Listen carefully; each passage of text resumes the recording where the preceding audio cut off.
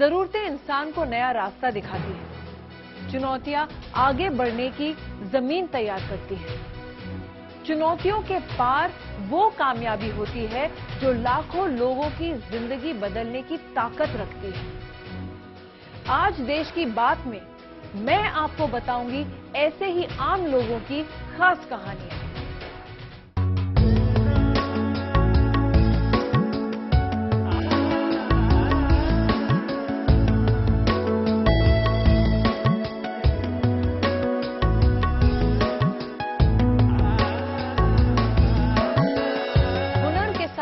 हौसला हो तो कामयाबी कदम चूमती है।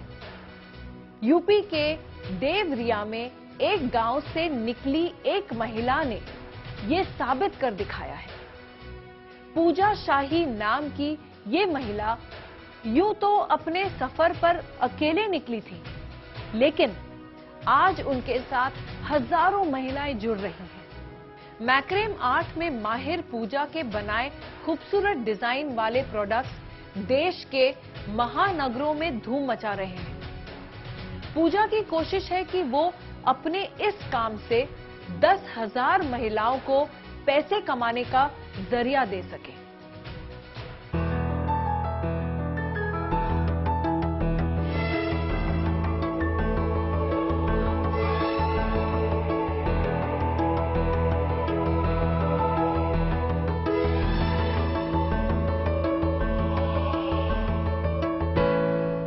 हमारे जैसे 10 उद्यमी आपको देवरिया में मिलेंगे अलग इस काम को करने के लिए। सब कहीं ना कहीं जैसे शहर में प्रदर्शनी लगा तो हमको ये पता है कि ये धागे का सामान हम यहाँ नहीं बेच सकते हैं। हम देवरिया में इस प्रोडक्ट को नहीं बेच सकते हैं। देवरिया में इसका कोई वैल्यू नहीं है, पर अगर हम इसको मेट्रो सिटी में लेके जाते हैं तो हम बहुत बेच सकते हैं। जब हम पहली बार ये चीज बनाए तो हमको बिल्कुल आइडिया नहीं था कि ये हम क्या करेंगे। तो लोग कुछ चाबी रिंग पहले नहीं बनाए थे, हम पहला बनाए थे इसका गले का बना दिए थे। तो वो लोग तो मुंबई में हम गए तो वहाँ पे एक डांस क्लास में गए। वहाँ पे बुलाया गया हम लोगों को कि अपना काम मतलब दिखाइए। तो हम गले का बनाए थे। तो उस समय ना हमको खुद अपने प्रोडक्ट को पहनने में शर्म आता था कि क्या हम मतलब धागे का चीज लोग क्या बोलेंगे। लेकिन वहाँ पे वो लोग हमको वैल्यू दिए इस प्रोडक्ट का। वो लोग ये आउल हमको नहीं पता था कि ये आउल है, उल्लू है, नहीं पता था। हम बस डिजाइन देखे इंटरनेट से बना दिए। और आज के डेट में ये मेरा ब्रांड है। फैब इंडिया, यस बैंक ऐसी ऐसी जगहों पे इस प्रोडक्ट की सप्लाई दे रहे हैं। उस समय कोई वैल्यू नहीं था, कुछ हमको खुद ही नहीं पता था कि ये क्या है, कहाँ जाएगा। ये 2 धागा है और 2 धागा अलग से लिए हैं। इस पे ये नॉट बनता है। इसको आर्मी नॉट भी बोलते हैं।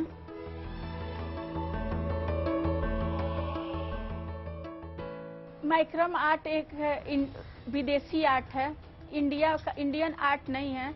और जो आर्मी में ये पहाड़ चढ़ने के लिए कैंप में ये यूज होता है, ये वाला नॉट जो पुलिस वाले के इस पे नॉट जो बंधा रहता है ना, इसी नॉट से पूरा प्रोडक्ट बनता है। ये हम भी एक पार्लर से सीखे थे ये नॉट। और इसी नॉट से हम मैक्रेम आर्ट में home decorative item, jewellery, accessories का प्रोडक्ट और झूला वगैरह बहुत सारा प्रोडक्ट बनाते हैं।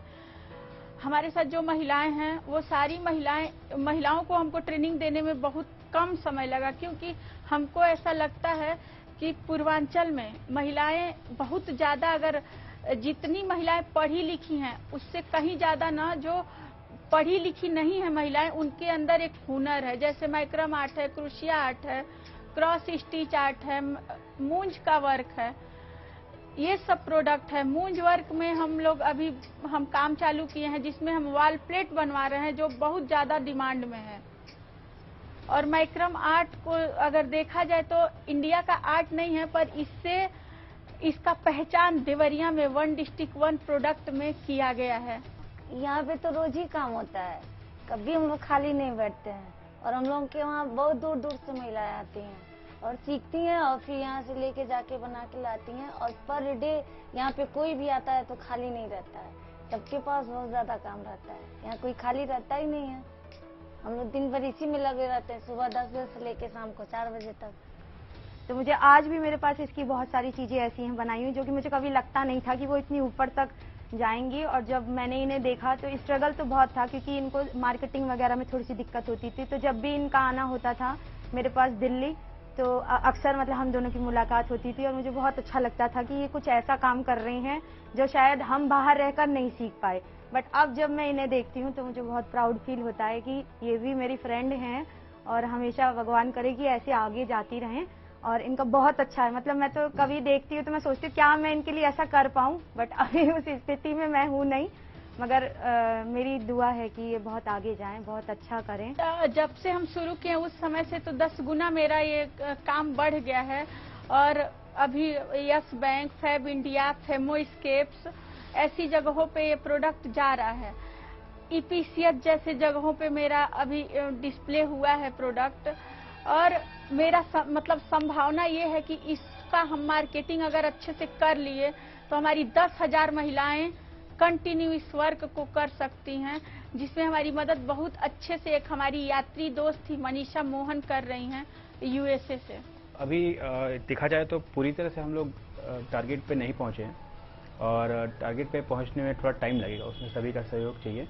तो अभी जिस तरह से काम कर रही है, अगर ऐसे ही चलता रहा तो उम्मीद है कि जो चाहते हैं वो पूरा हो जाए। और जो 2000 महिलाओं को जो टारगेट हमेशा बोलती हैं वो हमको लगता है कि अगर ऐसे ही चलता रहा तो बहुत जल्दी हम लोग अचीव कर पाएंगे। गांव से आती है और बिल्कुल भी एक्सपोजर नहीं होने के बावजूद इतने कम समय में इतना कुछ सीखना, उपलब्धि हासिल करना, ये बहुत बड़ी बात है। तो हमारे लिए तो गर्व की बात है ये। बिना किसी बड़ी पूंजी के गांव से निकलकर शहर में एक नया हुनर सीखना और उसी हुनर के बल पर एक नया उद्यम खड़ा करना और उससे हजारों महिलाओं को जोड़ना। सफलता की ये कहानी मैनेजमेंट की किसी किताब में नहीं मिलेगी। इसके लिए खुद पर भरोसा होना सबसे ज्यादा जरूरी है। पूजा शाही ने ऐसा ही कर दिखाया और आज उनके जुनून की बदौलत हजारों महिलाओं के हुनर से एक जिले की पहचान तक जुड़ गई है। खेती करने के लिए जमीन की जरूरत होती है, फसल उगाने के लिए मिट्टी चाहिए होती है, लेकिन मैं आपको मिलवाती हूं एक ऐसे हाईटेक किसान से जो बिना जमीन और मिट्टी के ही फल और सब्जियां उगा रहा है। मध्य प्रदेश में रतलाम जिले के रियावान गांव में रहने वाले किसान अरविंद धाकड़ ने ये मुमकिन कर दिखाया है कि खेती की हाइड्रोपोनिक टेक्निक से, जिसका इस्तेमाल इजराइल में होता है।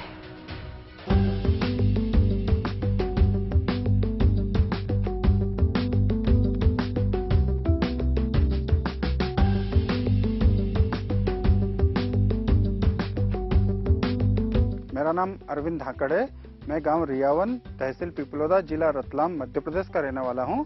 और हम लोग काफी टाइम से, लगभग 2014 से हाइड्रोपोनिक खेती कर रहे हैं। हाइड्रोपोनिक खेती मतलब एक ऐसी टेक्निक है जिसमें पौधों को बिना मिट्टी के लगाया जाता है। आप ये जो मेरे पीछे सेटअप देख रहे हैं, इन सेटअप को हाइड्रोपोनिक टेक्निक बोला जाता है। और हमारे फार्म पे हम लोगों ने हाइड्रोपोनिक के कई पार्ट या कई इसके जो इक्विपमेंट होते हैं वो सारी चीजें हम लोगों ने यहाँ पे लगा रखी है। और इसमें हम लोग एक्सोटिक वेजिटेबल से लेके रेगुलर वेजिटेबल जैसे टमाटर, मिर्ची, धनिया, पालक, लेट्यूस, ब्रोकली, केल, ये सारी चीजें हम लोग यहाँ पे ग्रो करते हैं। और इसमें नियरेस्ट हमारे इंदौर सिटी है, यहाँ पे हम लोग इसकी मार्केटिंग करते हैं।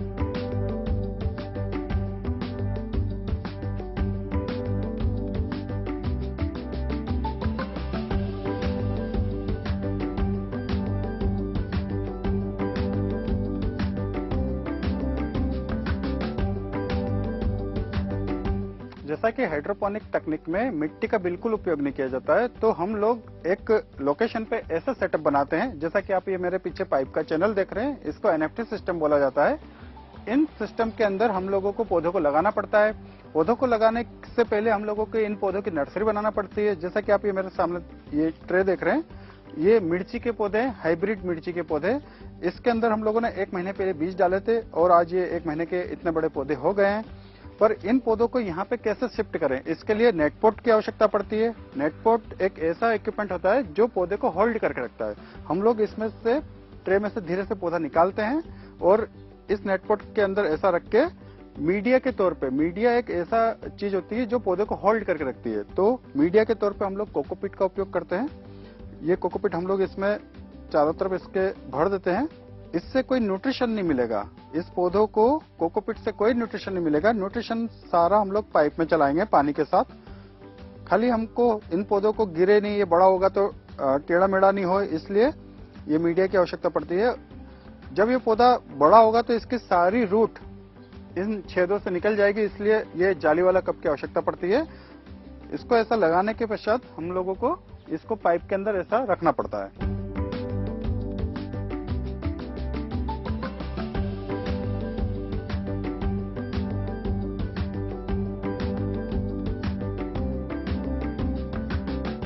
इन नेटपोट को पाइप में शिफ्ट करने के बाद इन पौधों को न्यूट्रिशन की आवश्यकता पड़ती है। तो हमारे पास प्लांट के अकॉर्डिंग अलग अलग तरह के न्यूट्रिशन होते हैं। जैसे कि आप ये मेरे साथ ये देखेंगे, ये हमारा न्यूट्रिशन है फ्रूट प्लांट के लिए। मतलब इन पौधों को, जैसे ये मिर्ची का पौधा है तो एक टाइम के बाद इसमें फूल आएगा, फिर फल बनेंगे, तो ये फ्रूट प्लांट का न्यूट्रिशन हम लोग इसके पानी के टैंक में डालते हैं इसकी स्टेज के अकॉर्डिंग। और कुछ पौधे ऐसे होते हैं जिसमें सिर्फ पत्ते आते हैं, जिसे हम बोलते हैं लीफी प्लांट। तो खाली वेजिटेटिव ग्रोथ कराने के लिए हम लोग उसमें नाइट्रोजन बेस्ड के न्यूट्रिशन पानी के टैंक के अंदर ऐड करते हैं, ताकि उसमें अच्छी सी ग्रोथ मिले। वेजिटेटिव ग्रोथ ही चाहिए उन पौधों से, फ्रूट की कोई आवश्यकता नहीं पड़ती, तो उसमें फ्रूट से रिलेटेड कोई न्यूट्रिशन नहीं डाला जाता है।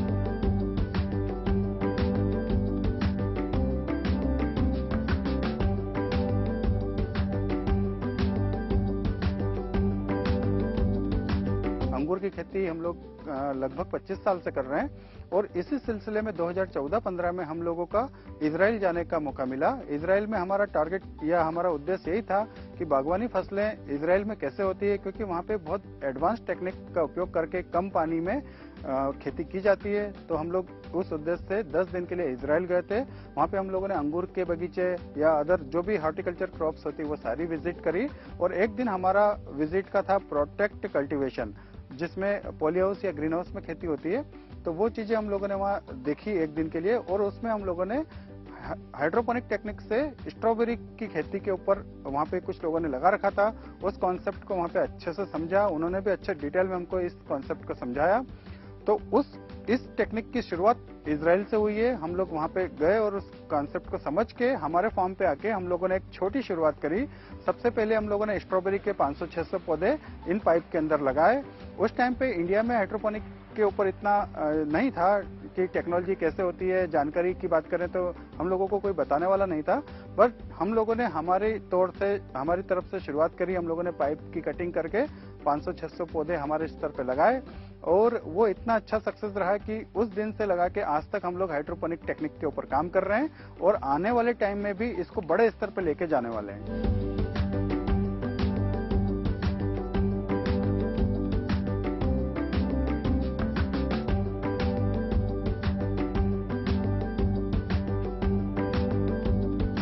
जो भी पौधे होते हैं हम लोग मिट्टी में लगाते हैं। तो मिट्टी में क्या होता है कि पौधों को ग्रो करने के लिए सारे न्यूट्रिशन वो पौधा मिट्टी से लेता है। उसकी रूट इतनी डेवलप कर देता है कि वो सारे न्यूट्रिशन को और पानी को ले लेता है। तो किसी भी पौधे को अच्छे से ग्रो करने के लिए 4 चीजों की आवश्यकता पड़ती है। पहला होता है पानी, दूसरा होगा न्यूट्रिशन, तीसरा होता है लाइट, सनलाइट जिसे हम रोशनी बोलते हैं, और चौथा होगा हवा, जैसे कोई पौधा कार्बन डाइऑक्साइड और ऑक्सीजन, इन दोनों की आवश्यकता पड़ती है। तो ये 4 चीजें पौधा जमीन पे खड़ा रहता है तो लेता ही रहता है, नेचुरल तरीके से काम होता है। पर उस पौधे को निकाल के हम लोग जब पाइप में लगा देते हैं तो यहाँ पे पानी और न्यूट्रिशन की व्यवस्था हम लोगों को इसके पाइप के अंदर देना पड़ता है, और ये पूरा कंटिन्यू फ्लो करते रहते हैं। तो पौधों को जो आवश्यक चीजें चाहिए जिससे पौधा ग्रो होता है, फ्रूटिंग देता है और बढ़िया सा हार्वेस्ट देता है, तो वो सारी चीजें हम लोग पाइप के अंदर पानी के साथ न्यूट्रिशन देके यहाँ पे इजी तरीके से कर सकते हैं। और एक तरह से ये स्मार्ट फार्मिंग है। आज की जो यंग जनरेशन, जिसे हम बोले कि आप खेती करिए, तो उन लोगों के लिए बहुत अच्छा सब्जेक्ट है हाइड्रोपोनिक खेती। और अभी हम लोग देख रहे हैं जैसे सिटी के जो लोग होते हैं जो टेरेस गार्डन करते हैं, जो किचन गार्डन करते हैं, वो अपने छत के ऊपर ग्रो बैग या गमलों के अंदर मिट्टी भर के पौधे लगाते हैं। तो इससे वजन भी बढ़ता है। इस कॉन्सेप्ट में मिट्टी की बिल्कुल आवश्यकता नहीं, तो कम वजन में बहुत अच्छी तरीके से वो अपना किचन गार्डन या टेरेस गार्डन को आसानी से ग्रो मतलब एक डेवलपमेंट कर सकते हैं।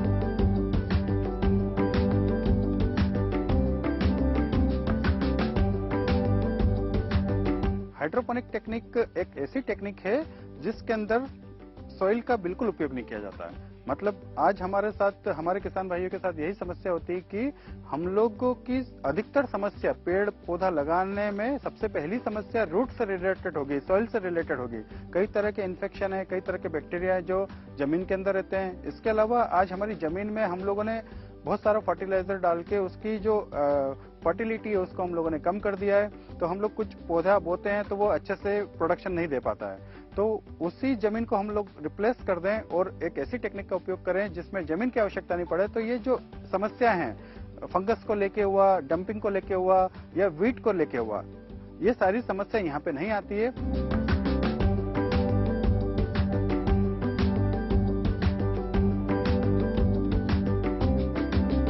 लोगों ने हमारे ये जो फार्म है ये 8000 स्क्वायर फीट का हाइड्रोपोनिक फार्म है और यहाँ पे लगभग 50 से 60 हजार तरह के हम लोगों ने पौधे लगा रखे हैं। और कमर्शियली बात की जाए तो हमारे यहाँ अभी जैसे सीजन स्ट्रॉबेरी का आ रहा है तो हम लोग स्ट्रॉबेरी के ऊपर फोकस कर रहे हैं। अभी स्ट्रॉबेरी का प्लांटेशन यहाँ पे कर रहे हैं। और वैसे ये सिस्टम इतना ईजी है कि हर व्यक्ति इसको अपनी छत पे या अपने खेतों में लगा सकता है। इसमें थोड़ा सा टेक्निकल जानकारी होना चाहिए उसको, अगर वो फॉलो करे और समझे, जैसे कि पानी का पीएच होता है, पानी का टीडीएस भी मायने रखता है यहाँ पे। तो वो सारी चीजें यदि समझ के वो काम करे तो बहुत अच्छी तरीके से कम जगह में कम पानी के अंदर बहुत अच्छा काम कर सकता है।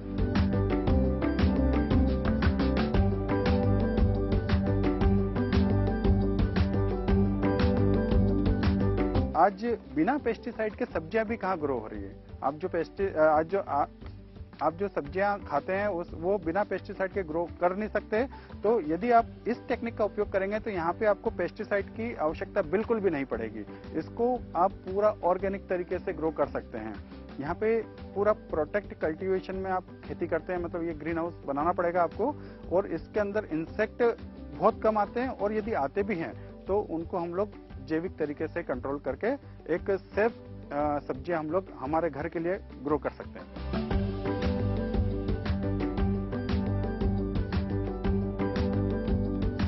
किसान का बेटा किसान नहीं बनना चाहता। शहर का पढ़ा लिखा युवक गांव जाकर हल नहीं चलाना चाहता, ट्रैक्टर नहीं दौड़ाना चाहता।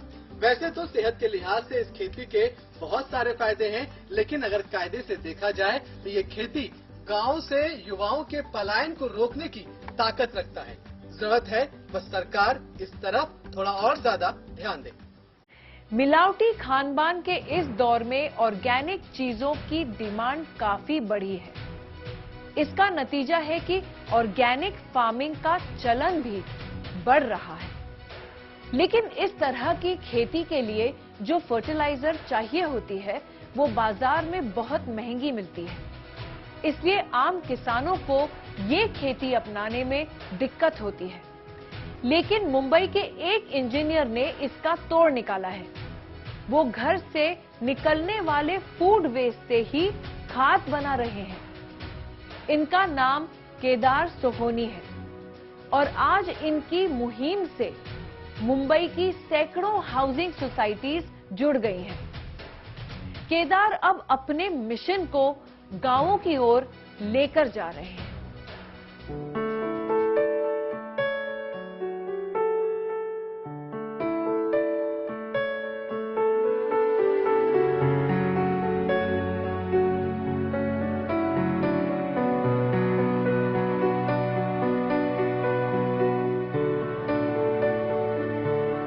मैं एक इंजीनियर हूँ, एमबीए हूँ। उसके बाद मैंने नेस्ले में अपना फर्स्ट जॉब किया था। उसके बाद सन 2000 में अपनी खुद की एक कंपनी कुछ दोस्तों के साथ मिलके रिसर्च, मार्केट रिसर्च और एनालिटिक्स में मैंने शुरू की थी।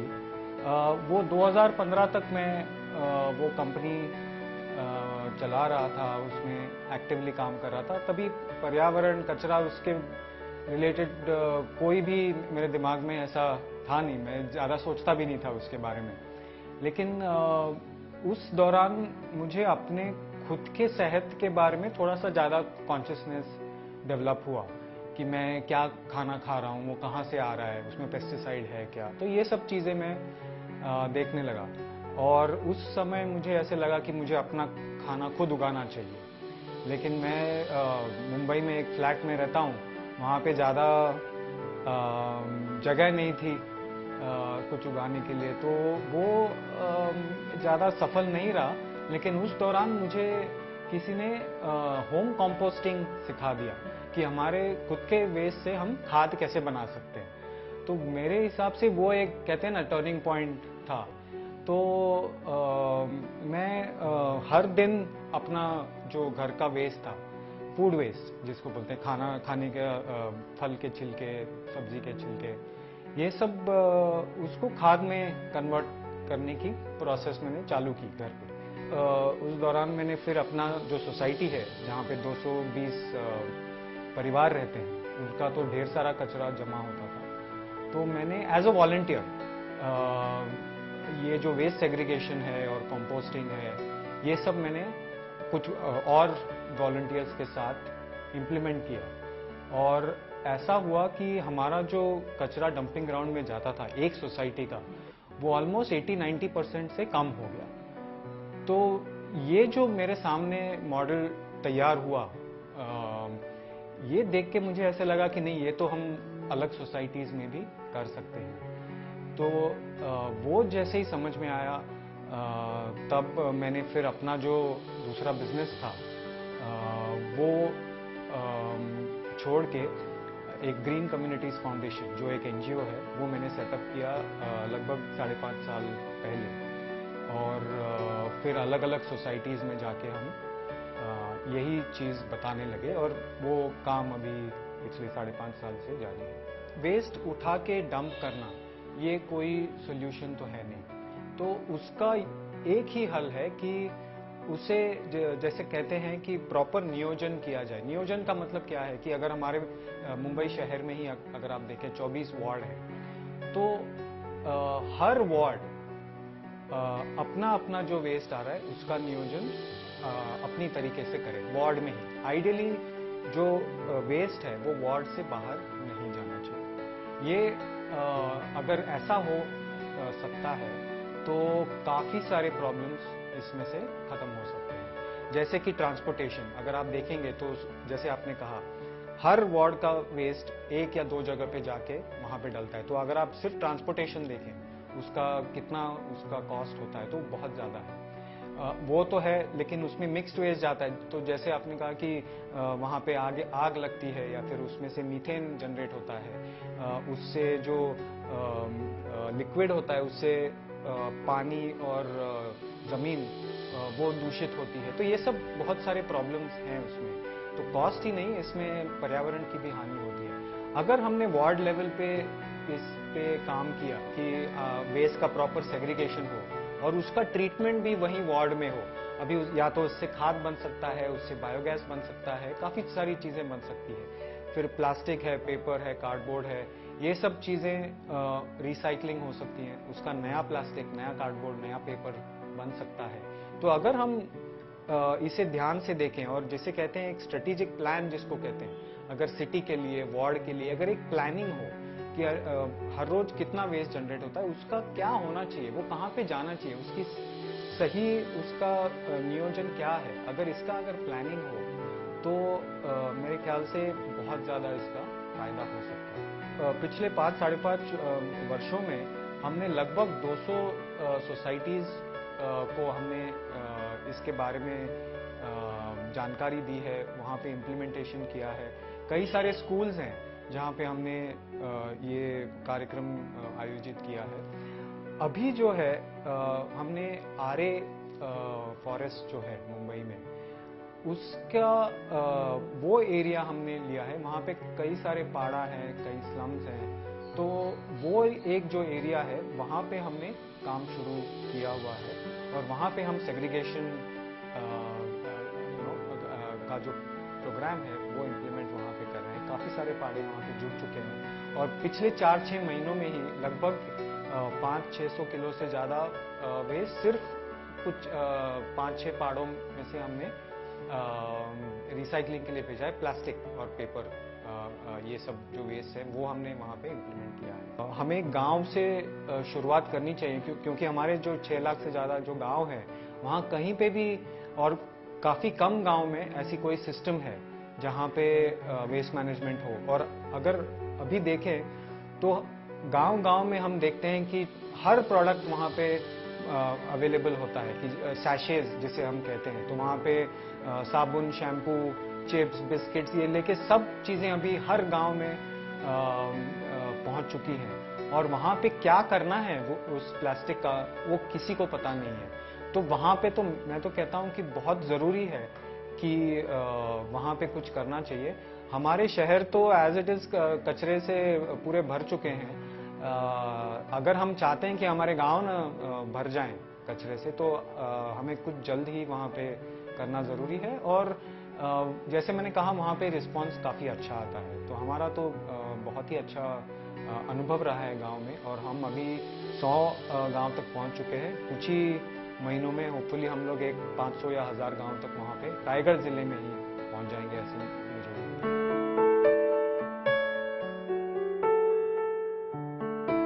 आज की डिजिटल दुनिया में एक व्यक्ति रातों रात स्टार बन सकता है। एक तस्वीर या वीडियो वायरल होने पर कुछ लोग शोहरत की बुलंदी पर पहुंच जाते हैं।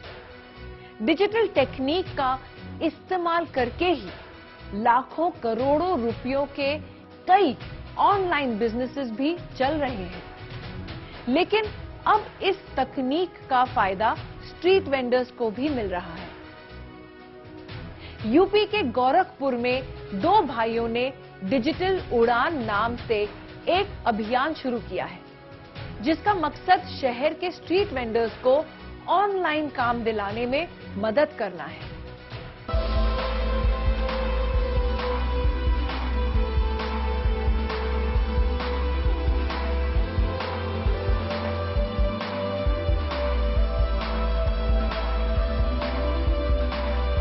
डिजिटल उड़ान के अंतर्गत हम लोगों ने लगभग 15 से 20 वेबसाइटें डेवलप की हैं, जिससे काफ़ी लोग, मतलब जो जुड़े हुए लोग हैं, उनको काफ़ी अच्छा फायदा भी मिला है।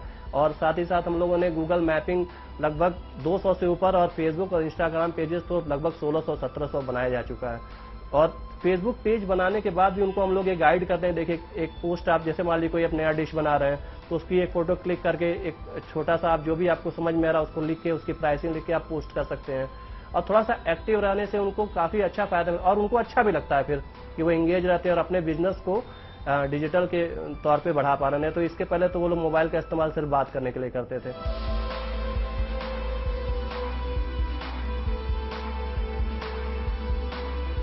युवा व्यवसायी राहुल और विशाल अपने किसी स्टार्टअप पर काम नहीं कर रहे हैं, बल्कि वो गोरखपुर शहर के ठेले और खोमचे वालों को डिजिटल उड़ान देने की तैयारी कर रहे हैं। डिजिटल क्रांति के युग में ये एक ऐसा डिजिटल अभियान है जो शहर के छोटे छोटे व्यवसायियों को ज्यादा लोगों से जुड़ने का मौका देता है।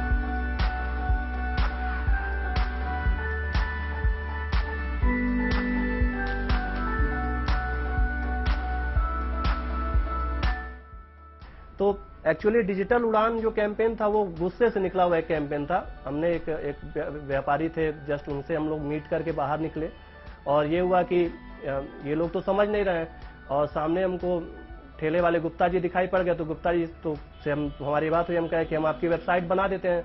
तो उन्होंने कहा कि वेबसाइट वाला कौन सी चीज़ होती है, हमको तो इसके बारे में जानकारी नहीं है, ये कौन सी चीज़ होती है।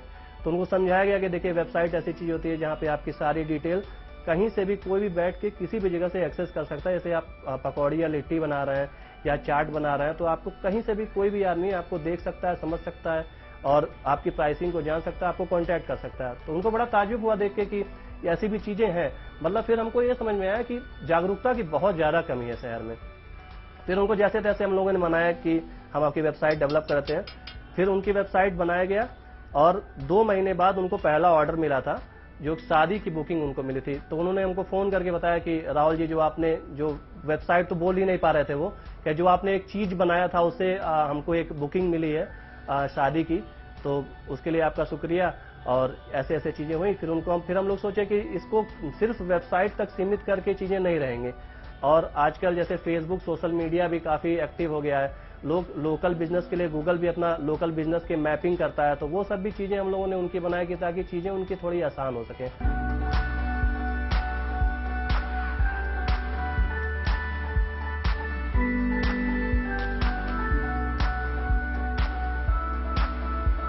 जरूरी नहीं है कि वेबसाइट ही बेनिफिट दे, डिजिटल के बहुत माध्यम है। जैसे आप फेसबुक के थ्रू अपने आप को प्रमोट कर सकते हैं, इंस्टाग्राम के थ्रू कर सकते हैं। तो जैसे आप दिन भर में 10 फोटो अपने पर्सनल डाल रहे हैं तो 3 अपने बिजनेस से रिलेटेड डालिए।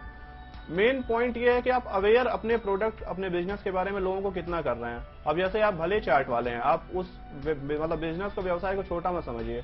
आप जो भी आपके वो बिजनेस है उसका फोटो क्लिक करिए, रेगुलर बेसिस पे डालेंगे तो आपके विजिटर बढ़ेंगे, और मेन आपके विजिटर ही कस्टमर बनते हैं। तो आज जो आपके पोस्ट को देख रहे हैं, हो सकता है कल आपके कस्टमर बने। तो ये चीज आप मतलब छोड़िए मत कि नई वेबसाइट बनेगा तभी हम उस चीज को करेंगे। आप फेसबुक का इस्तेमाल करिए, इंस्टाग्राम का इस्तेमाल करिए, अगर आप आर्टिस्ट हैं तो पिंटरेस्ट का इस्तेमाल करिए, और ऐसे बहुत सारे प्लेटफॉर्म है। आप सर्च करिए ऑनलाइन, आपको मिलेगा। आपको हेल्प चाहिए, आप कॉल कर सकते हैं, यहाँ से भी उस चीज का काउंसलिंग कर दिया जाएगा। तो ये सारी चीजें, आप डिजिटल कोई भी माध्यम बुरा नहीं है, जो भी अपनाइए आपको बेनिफिट ही देगा, आपके बिजनेस को, आपके जो भी टैलेंट है उसको बढ़ाने में बेनिफिट देगा।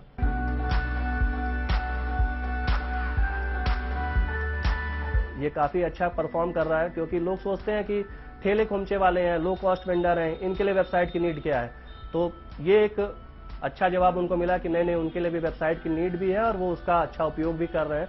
क्योंकि आजकल व्हाट्सएप तो सबसे ज्यादा सुलभ है, आदमी आसानी से इस्तेमाल कर रहा है और चीजों को यूज कर रहा है, तो उसका प्रयोग करके और डिजिटल होकर वो अपना व्यापार बढ़ा सकते हैं। और जो ये सिटी साइड की जो वो है घरेलू महिलाएं हैं, जिनका नाम जैसे अनुरागिका मैम का नाम ले रहे थे, वो पहले इंस्टाग्राम से ऑर्डर ले रही थी। हल्का फुल्का उनको आइडिया था, लेकिन हम लोगों ने उनको ट्रेन किया कि इंस्टाग्राम से और आप बेहतर तरीके से कैसे ऑर्डर ले सकती हैं, कैसे आप अपनी चीज़ों को प्रेजेंट कर सकती हैं। आजकल रील्स वगैरह का भी चलन है, स्टोरीज लोग लगाते हैं रेगुलर बेसिस पे, तो उससे काफ़ी इफेक्ट पड़ता है कि कस्टमर देखता है कि आप काफ़ी ट्रांसपेरेंट हैं, चीज़ें आपकी बेहतर है। डिजिटल हो जाने से ट्रांसपेरेंसी बहुत कस्टमर के मन में बढ़ जाती है कि मतलब आप ये बता रहे हैं कि आप एक सामान बेच रहे हैं जिसकी कॉस्ट ये है, आप इंटरनेट पर मौजूद किसी भी वेंडर से आप कंपेयर कर सकते हैं कि मेरा सामान बेहतर है और ये कॉस्ट का है।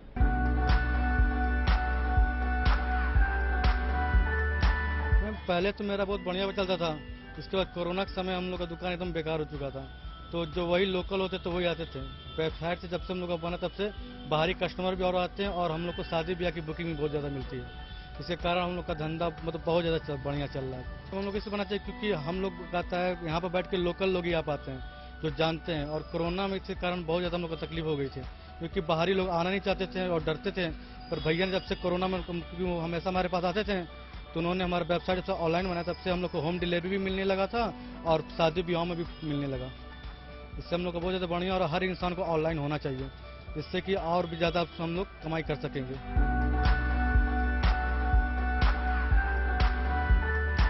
छोटे व्यवसाय भी प्रोफेशनल होना चाहते हैं, बाकी ऑनलाइन का काम तो बहुत तेजी से चल रहा है और इसको होना भी चाहिए।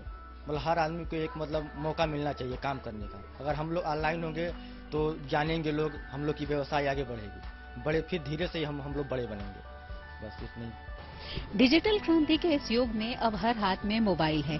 ऐसे में ऑनलाइन होने से न सिर्फ छोटे व्यवसाय को भी गति मिल सकती है, बल्कि छोटे व्यवसायियों के सपनों को भी रफ्तार मिल सकती है।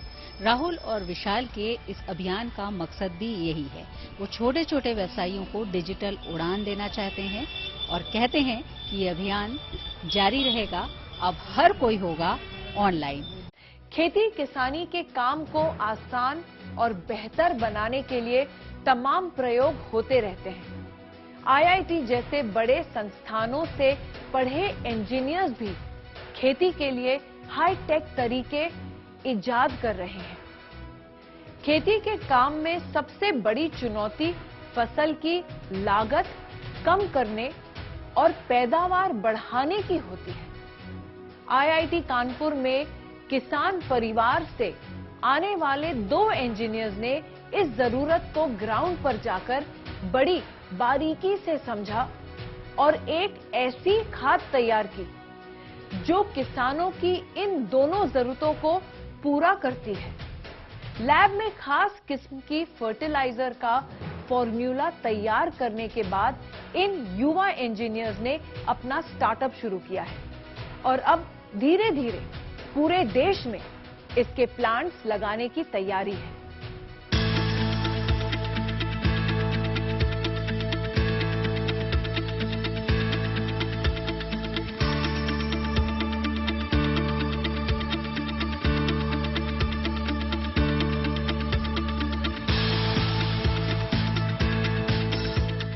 ये सिर्फ एक बार खेत में देना होता है। इसके बाद किसी भी रासायनिक या ना ही हमारे फर्टिलाइजर की भी, एक बार अगर गेहूं की फसल है तो सिर्फ एक बार हमारा फर्टिलाइजर पड़ेगा, इसके बाद कुछ भी नहीं पड़ेगा। कोई डीएपी नहीं, कोई जिंक नहीं, कोई यूरिया नहीं, कोई सल्फर नहीं, कुछ भी नहीं।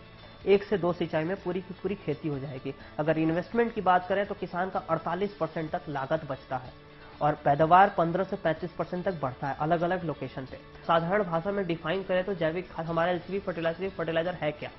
वो 3 चीजों को मिला के बना हुआ है। जीवाणुओं को हम अलग अलग खेतों से उठाते हैं, नदियों से उठाते हैं, नाले से उठाते हैं, पत्तियों से उठाते हैं, जो कि जो भी तत्व पौधे को चाहिए होता है वो जो जीवाणु बना सकते हैं, उसी तत्व जीवाणु को हम इकट्ठा करते हैं और एक साथ लेकर कंसोर्शिया बनाते हैं, कॉम्बिनेशन ऑफ माइक्रो ऑर्गेनिज्म।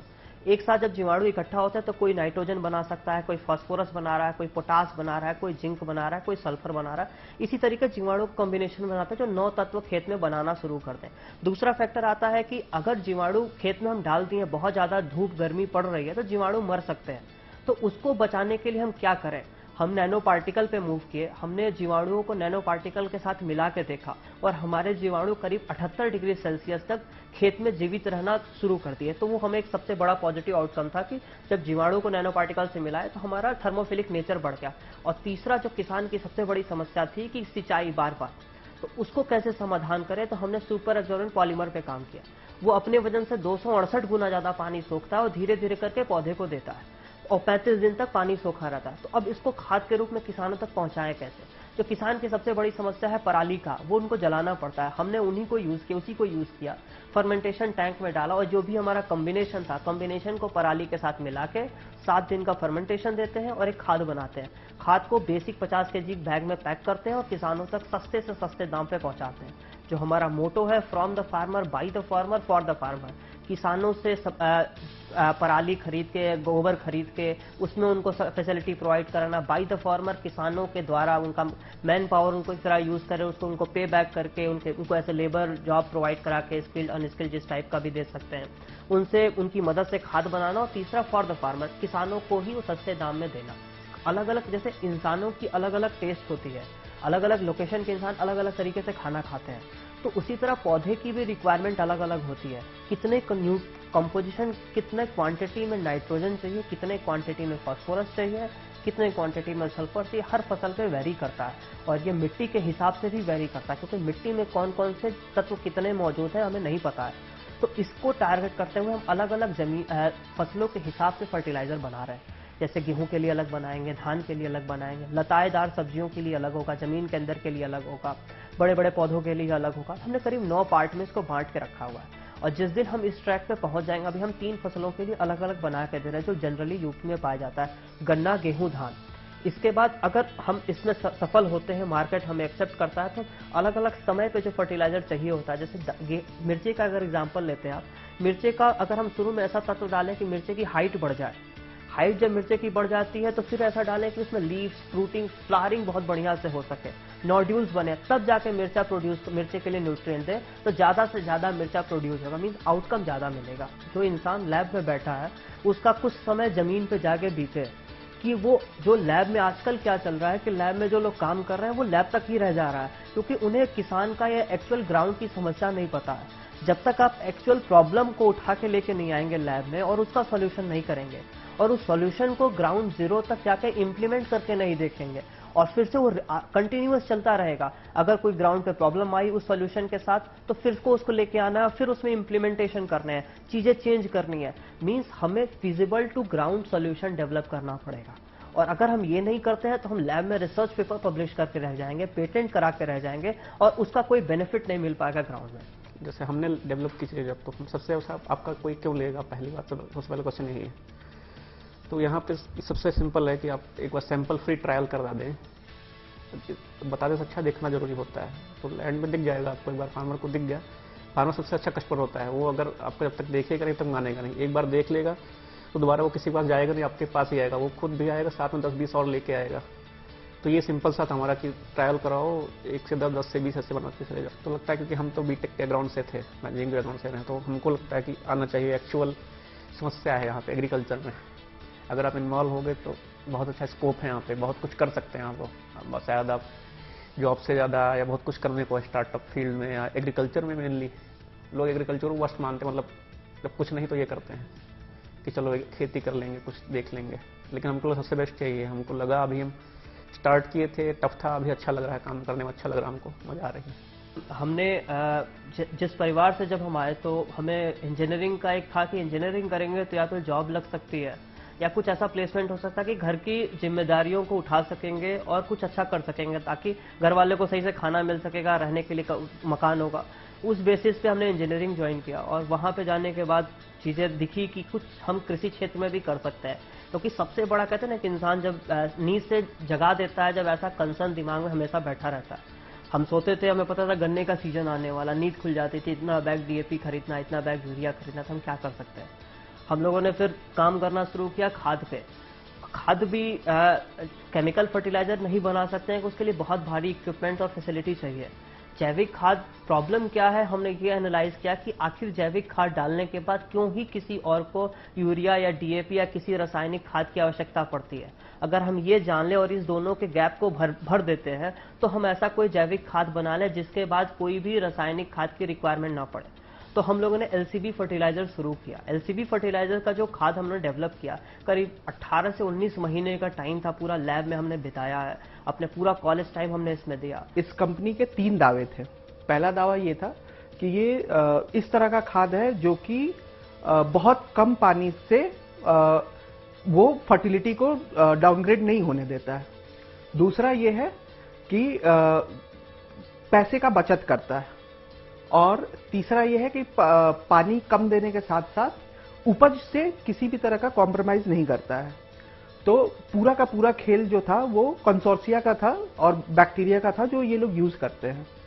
तो जब हम लोगों ने यहाँ पे एक्सपर्ट को बुलाया, एग्रीकल्चर एक्सपर्ट को, तो हमें पता चला कि ये जिस पैमाने पे कर रहे हैं और जिस बैक्टीरिया का यूज कर रहे हैं उतना कॉस्ट इफेक्टिव कोई नहीं है, और उससे वो जो फर्टिलाइजर बना रहे हैं वो अभी कोई बहुत ज्यादा उसमें काम नहीं कर रहा है। तो इस वजह से आईआईटी कानपुर के हेल्प से ये लोग यहाँ पे आए, लैब फैसिलिटी यूज करी, कंसोर्सिया बहुत इजी से डेवलप हुआ, और देन धीरे धीरे आज जो स्टार्टअप है वो ग्रो कर गया। ग्रो करने के बाद अभी इनका मार्केटिंग का काम जो है वो धीरे धीरे और आगे बढ़ रहा है। तो लेकिन अभी छोटे छोटे जगह पे ट्रायल भी चल रहे हैं जिसका रिजल्ट यहाँ पे हम लोग कैप्चर कर रहे हैं, एंड आई होप कि थोड़े दिनों में ये पूरे पैन इंडिया में जो है वो एलसीबी फर्टिलाइजर का फुटप्रिंट दिखेगा। हम कोई अलग नहीं है। जैसे आज तक अगर उत्तर प्रदेश की बात करें तो हर वो मिडिल क्लास किसान परिवार, वैसे ही किसान परिवार से हम भी आते हैं। हमने पूरी खेती की है, हमने वो सारे फेजेस देखे हैं कि जैसे अगर एक बार बहुत ज़्यादा पानी गिर गया तो खेत में बाढ़ लग जाती है, खेत का पूरा फसल खराब हो जाता है। आपका मोटा मोटा बोलें तो कि किसान की पूरी जिंदगी, हम लोग की लाइफ कैसे बीतेगी वो हमारे खेतों में हो रहे फसल पे निर्भर करता था। बहुत ज़्यादा धूप पड़ गया तो दिक्कत, खाद नहीं मिल रही है तो दिक्कत, ज़्यादा खाद पड़ गया तो दिक्कत। हमने अपने एजुकेशन के साथ कॉम्प्रोमाइज़ किया, ट्यूशन छोड़ने पड़े, और खाने के साथ कॉम्प्रोमाइज़ होता, कपड़ों के साथ कॉम्प्रोमाइज़ करना पड़ता, साथ ही साथ रिश्तेदारों के ताने, वो सारी चीज़ें हम लोग झेला करते थे। तो जब पूरे शुरू से ये मन में था कि कुछ ऐसा करना है जिससे कम से कम सिर्फ अपना ना, हमारे आसपास के जितने लोग हैं उनको कुछ अच्छा सा उनका भला हो सके और हम लोग एक सस्टेनेबल लाइफ जी सकें। हम में से कई लोगों को लग सकता है कि लैब और खेत में आपस में क्या संबंध है, पर दरअसल लैब में होने वाले अत्याधुनिक रिसर्च खेती को और उन्नत बना सकते हैं। लेकिन इसके लिए जरूरी है कि वैज्ञानिक किसानों और खेती की वास्तविक समस्या को समझें। किसान परिवार के बेटे अक्षय और मुकेश ने किसानों की समस्या को समझा और लेकर आए एक ऐसा फर्टिलाइजर जिसको खेत में डालने से किसानों की लागत 50% तक कम हो सकती है। अब आईआईटी कानपुर के इंक्यूबेशन सेंटर में बना ये फर्टिलाइजर ज्यादा से ज्यादा किसानों तक पहुंचाने की तैयारी में है। आज के लिए बस इतना ही। गुड न्यूज टुडे पर कल रात 9 बजे फिर आऊंगी देश की बात सुनाने। तब तक के लिए दीजिए इजाजत।